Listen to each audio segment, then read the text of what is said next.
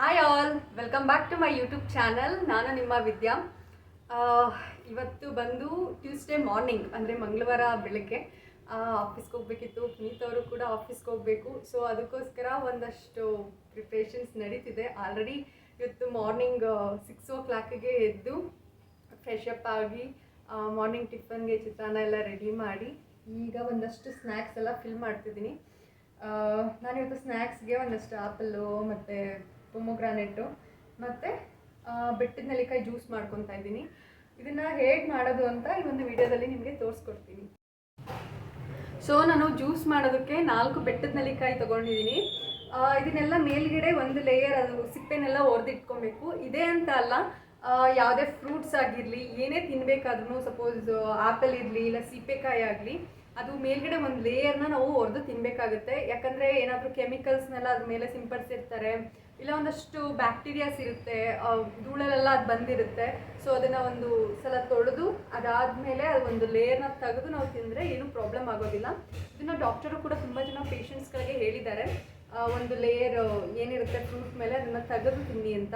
So ನಾನು ಅದೇ ರೀತಿ ಏನೇ ತಿಂದರೂ ಅಷ್ಟೇ ಒಂದು ಲೇಯರ್ ಅದನ್ನು ತೆಗೆದುಬಿಟ್ಟು ಫ್ರೂಟ್ಸ್ನ ನಾನು ತಿಂತೀನಿ. ಸೊ ಈಗ ಇದನ್ನೆಲ್ಲ ಸಿಪ್ಪೆನೆಲ್ಲ ಹೊರ್ಕೊತಾ ಇದ್ದೀನಿ.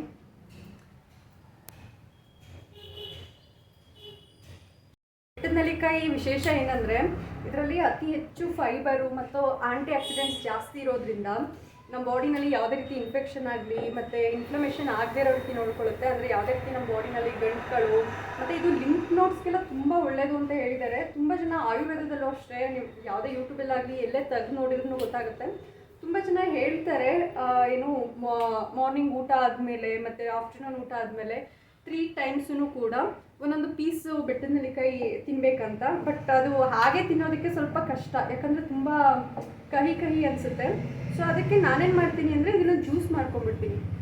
ಸೊ 1 ಟೈಮ್ ಮಾರ್ನಿಂಗು ಇಲ್ಲ ಆಫ್ಟರ್ನೂನು ಇಲ್ಲ ಸಮ್ಟೈಮ್ಸ್ ಊಟ ಆದಮೇಲೆ ರಾತ್ರಿ ಮಲಗೋದಕ್ಕೆ ಮುಂಚೆ ಈಗ ಬೆಟ್ಟದ ನೆಲ್ಲಿಕಾಯಿ ಜ್ಯೂಸನ್ನ ಕುಡಿತೀನಿ.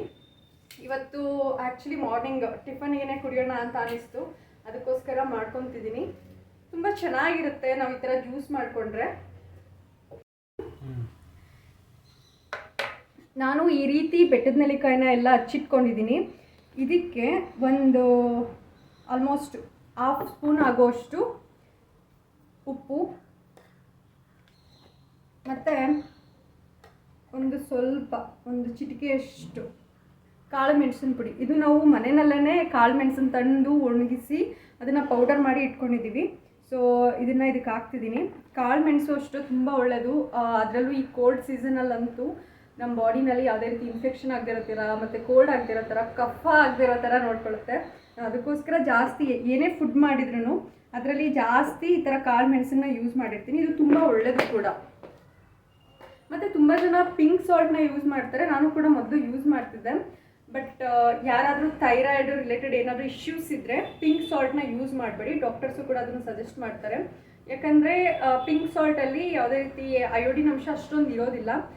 ನಾರ್ಮಲ್ ಟಾಟಾ ಸಾಲ್ಟೇ ಯೂಸ್ ಮಾಡಿ ಅಂತ ಹೇಳಿದರು. ಸೊ ಅದಾದಮೇಲೆ ನಾನು ಈ ಸಾಲ್ಟ್ಗೆ ಶಿಫ್ಟ್ ಆದೆ. ಟಾಟಾ ಸಾಲ್ಟ್ ಯೂಸ್ ಮಾಡೋದು, ವೈಟ್ ಸಾಲ್ಟ್. ಪಿಂಕ್ ಸಾಲ್ಟ್ನ ಯಾರು ಜಾಸ್ತಿ ಯೂಸ್ ಮಾಡಬೇಡಿ. ನಮ್ಮ ಫೇವ್ರೆಟ್ ರೆಡಿ ಆಗ್ತಿದೆ. ಅವ್ರಿಗೊಂದು ಲೋಟ ಮತ್ತು ನನಗೊಂದು ಲೋಟ ಆದರೆ ಸಾಕು. ಸೊ ಅದಕ್ಕೆ ಅಟ್ ಎ ಟೈಮ್ ನಾನು 4 ಬೆಟ್ಟದ ನೆಲ್ಲಿಕಾಯಿ ಯೂಸ್ ಮಾಡ್ತೀನಿ. ತುಂಬ ಜನ ಅದನ್ನು ಉಪ್ಪಿನಕಾಯಿ ಕೂಡ ಮಾಡ್ತಾರೆ, ಬಟ್ ನನಗೆ ಅದು ಹೇಗೆ ಮಾಡಬೇಕು ಅಂತ ಗೊತ್ತಿಲ್ಲ.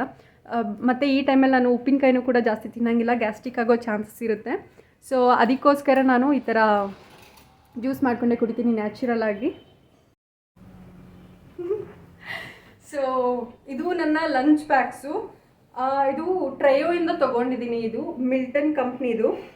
ತುಂಬ ಚೆನ್ನಾಗಿದೆ. ಆನ್ಲೈನಲ್ಲೇ ನಾನು ತೊಗೊಂಡಿದ್ದು. ಆಫ್ಲೈನಲ್ಲೂ ತುಂಬ ಹೋಗಿ ನೋಡಿದ್ದೆ, ಬಟ್ ಯಾವುದೂ ಇಷ್ಟ ಆಗಿರಲಿಲ್ಲ. ಆಫೀಸಿಗೆ ನಂಗೆ ಸ್ವಲ್ಪ ಚೆನ್ನಾಗಿರೋದು ಬೇಕು ಅಂತ ಅಂದ್ಕೊಂಡಿದ್ದೆ. ಇದರಲ್ಲಿ ಒಂದು 250 ml ಒಂದು ಬಾಟಲ್ ಕೊಟ್ಟಿದ್ದಾರೆ. ಇದರಲ್ಲಿ ಲೆಮನ್ ವಾಟರು ಇಲ್ಲ ಆ ಥರ ನೆಲ್ಲಿಕಾಯಿ ಜ್ಯೂಸು ಏನಾದರೂ ಹಾಕೋಗ್ಬೋದು. ಮತ್ತು ಅದಕ್ಕೆ ಸಪ್ರೇಟ್ ಸ್ಪೇಸ್ ಕೂಡ ಕೊಟ್ಟಿದ್ದಾರೆ ಬಾಟಲ್ ಇಟ್ಕೊಳ್ಳೋದಕ್ಕೆ. ಅದಾದಮೇಲೆ 3 ಕಂಟೈನರ್ ಕೊಟ್ಟಿದ್ದಾರೆ. ಈ ರೀತಿ 3 ಕಂಟೈನರು, 3 ಕೂಡ 400 ml ಕಂಟೈನರ್ಸೇ. ಈ ರೀತಿ ಲಿಡ್ ಲಾಕ್ ಇದೆ. ಒಂಥರ ತುಂಬ ಚೆನ್ನಾಗಿದೆ, ಯಾವುದೇ ರೀತಿ ಫುಡ್ಡು ಲೀಕೇಜ್ ಆಗೋದಿಲ್ಲ. ಮತ್ತು ಒಂದು 2-3 ಅವರ್ಸ್ ಬಿಟ್ಟು ನಾನು ತಿಂತೀನಿ ಅಂದರೆ ಫುಡ್ಡು ಕೂಡ ಬಿಸಿ ಇರುತ್ತೆ. ಇದು ಬಂದು ಗ್ಲಾಸ್ದು ಬೌಲ್ ಬಂದು ನಾವು ನಾರ್ಮಲ್ ಮನೆಯಲ್ಲಿ ಏನಾದರೂ ಫ್ರೂಟ್ಸ್ ತಿನ್ನಬೇಕಾದ್ರೆ ಎಲ್ಲದಕ್ಕೂ ಯೂಸ್ ಮಾಡ್ಬೋದು. ಮತ್ತು ಬಾಕ್ಸ್ ಟೈಪಲ್ಲೂ ಕೂಡ ನಾವು ತೊಗೊಂಡೋಗ್ಬೋದು. ತುಂಬ ಜನ ರೆಫ್ರಿಜರೇಟರಲ್ಲಿ ಏನಾದರೂ ಇಟ್ಕೊಳ್ಳೋದಕ್ಕೂ ಕೂಡ ಈ ಥರ ಕಂಟೈನರ್ಸ್ನ ಯೂಸ್ ಮಾಡ್ತಿರ್ತಾರೆ. ತುಂಬ ಚೆನ್ನಾಗಿದೆ. ಈ ಕಂಪ್ನಿ ಬಂದು ಟ್ರಯೋ, ಚೆನ್ನಾಗಿದೆ. So 400 ml ಇಡಿಸುತ್ತೆ. ಸೊ ಇದೇ ರೀತಿ 3 ಕಂಟೈನರ್ಸ್ ಇದೆ. ಒಂದರಲ್ಲಿ ಫ್ರೂಟು, ಒಂದರಲ್ಲಿ ಡ್ರೈ ಫ್ರೂಟ್ಸು, ಒಂದರಲ್ಲಿ ಫುಡ್ಡು, ಏನಾದರೂ ಈ ಥರ ಪ್ಯಾಕ್ ಮಾಡ್ಕೊಂಡು ಹೋಗ್ತಾ ಇರ್ತೀನಿ. ಸೊ ಡೈಲಿ ನಂದು 3 boxes compulsory plus 1 water bottle.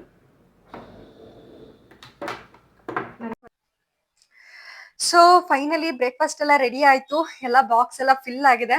ಇವತ್ತು ಬ್ರೇಕ್ಫಾಸ್ಟ್ಗೆ ಚಿತ್ರಾನ್ನ ಮಾಡಿದ್ದೆ. ಇವತ್ತಿನ ವಿಶೇಷ ಏನು ಈ ಚಿತ್ರಾನ್ನದಲ್ಲಿ ಅಂದರೆ ಹಸಿ ಅರಿಶಿನ ಬರುತ್ತೆ.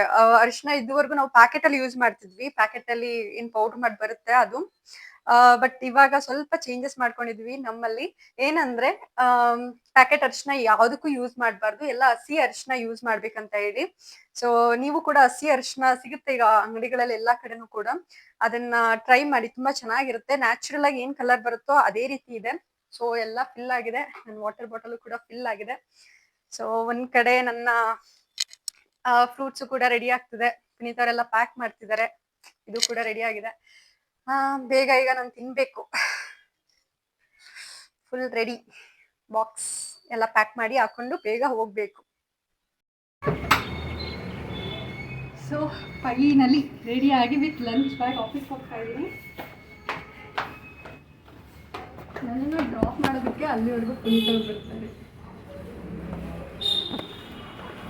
ಮಳೆ ಬಿದ್ದಿದೆಯಲ್ಲ ಪುನೀತ್? ಬರ್ತಾ ಇದೆ.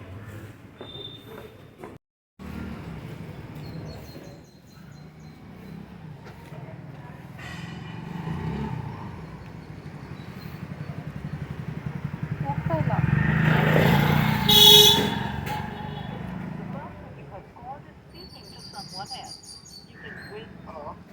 ಸರ್ ಎಲ್ಲಿದ್ದೀರಾ? ರೋಡ್ ಬ್ಲಾಕ್ ಆಗಿದೆ.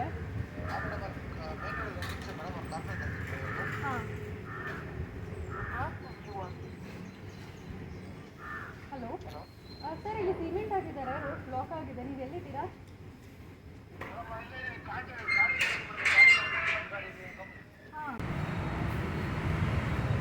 ಸೊ ನನ್ನ ಕ್ಯಾಬ್ ಇವತ್ತು ಸ್ಟಕ್ ಆಗಿಬಿಟ್ಟಿದೆ, ಅಲ್ಲಿ ಆ ಕಡೆ ಸಿಮೆಂಟ್ ಹಾಕ್ತಿದ್ದಾರೆ. ಸೊ ಪುನೀತ್ ಅವರು ಅವ್ರಿಗೆ ಹೆಂಗೆ ಬರಬೇಕು, ಎಲ್ಲಿ ನನ್ನನ್ನು ಪಿಕಪ್ ಮಾಡಬೇಕಂತ ಅವ್ರಿಗೆ ಗೈಡ್ ಮಾಡ್ತಿದ್ದಾರೆ. ಬರ್ತಿದ್ದಾರಾ ಪುನಿ? ಬರ್ತಿದ್ದಾರಾ? ಬರ್ತಾ ಇದ್ದಾರೆ, ಹೇಳಿದ್ದೀನಿ ಆ ಕಡೆಯಿಂದ ಬಾ ಅಂತ. ಒಟ್ಟಿನಲ್ಲಿ ನಾನು ಕ್ಯಾಬ್ ಹತ್ತಿಸ್ಬಿಟ್ಟೆ ಹೋಗೋದು. ನೀನು ಬಿಟ್ಬಿಟ್ಟು ಹೋಗ್ಬಿಟ್ಟ? ಮಳೆ ಬೇರೆ ಬರ್ತಿದೆ ಗಾಯ್ಸ್, ಇವತ್ತು ಬೆಳಗ್ಗೆ ವೆದರು ಕೂಡ ಸರಿ ಇಲ್ಲ. ನೋಡೋಣ.